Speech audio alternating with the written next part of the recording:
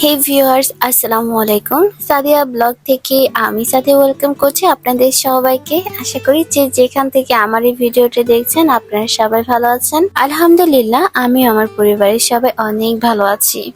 আজ সকাল থেকে ভীষণ পরিমাণে ব্যস্ত ছিলাম, যেহেতু মেহমান আসবে তো কাজকর্ম অনেক বেশি, তাই বাগানের কাছে একদমই যাওয়া হয়নি। তো যখন শুনতে পেয়েছি যে বাগানে কিছু ফুল ফুটেছে, আগ্রহে নিয়ে দেখতে এলাম যে মাশাআল্লাহ অনেক সুন্দর অনেকগুলো ফুল ফুটেছে, দেখতে তো অনেক বেশি ভালো লাগছে। এত বেশি ব্যস্ত ছিলাম যে রান্নাঘরের কোনো ভিডিও আপনাদের সাথে শেয়ার করতে পারিনি। কিভাবে কি রান্না করলাম সেসব কোনো কিছুই শেয়ার করতে পারিনি, যার জন্য আমি আন্তরিকভাবে দুঃখিত। আপনারা আমাকে কমেন্ট দৃষ্টিতে দেখবেন। এই তো এখানে ওয়েলকাম ড্রিঙ্ক দিয়ে ওয়েলকাম করে নিলাম মেহমানদেরকে। আর এখানে হচ্ছে আমি যা যা রান্না করেছি সবকিছু সুন্দরভাবে সাজিয়ে ডেকোরেশন করে দিয়েছি।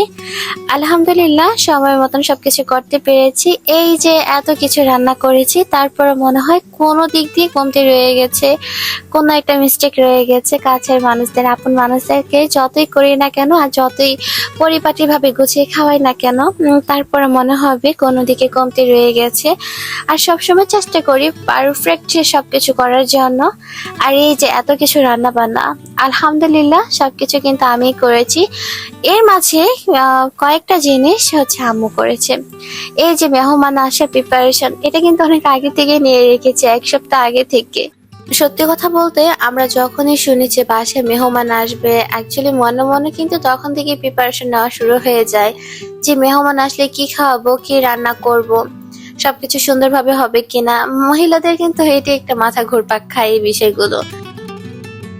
আর ভিউয়ার্স, আপনাদের কাছে আমার অনুরোধ, আমার ভিডিওটি যদি আপনাদের কাছে ভালো লেগে থাকে প্লিজ আমার চ্যানেলটা সাবস্ক্রাইব করে পাশে থাকা বেল বাটনটি ক্লিক করে অল করে দিবেন, আর লাইক দিয়ে ভিডিওটি কন্টিনিউ করবেন। এই যে দই কিংবা ডেজার্ট আইটেমগুলো আগের দিন বানিয়ে ফ্রিজে রেখে দিয়েছিলাম। দইটা কিন্তু আম্মু বানিয়েছিল, এখানে আমি তিরামিস বানিয়েছিলাম আর হচ্ছে সেমাইয়ের বরফি বানিয়েছিলাম। আর এই যে মিষ্টিগুলো দেখছেন এগুলো কিন্তু মেহমানদেরই, তাদেরটা দিয়ে তাদেরকে বুঝিয়ে দিচ্ছি। আর এখানে এই যে এত আয়োজন করলাম, এত কিছু খাওয়া দাওয়া হলো, এখানে কিন্তু একটা অপূর্ণতা রয়ে গেছে।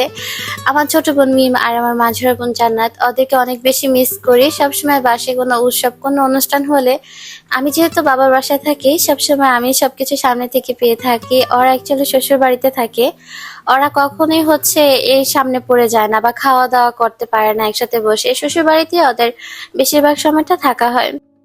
এই তো মেহমানদেরকে বিদায় দিয়ে রাতে সন্ধ্যার সময় হচ্ছে হালিম বানিয়েছিলাম। সেই রেসিপিটাও আপনাদের সাথে শেয়ার করতে পারিনি, আমি ভীষণ পরিমাণে দুঃখিত।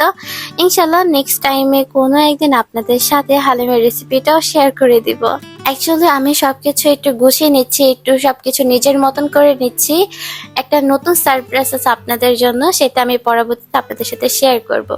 সো ভিউয়ার্স, আপনারা সবাই ভালো থাকবেন, সুস্থ থাকবেন। আসসালামু আলাইকুম।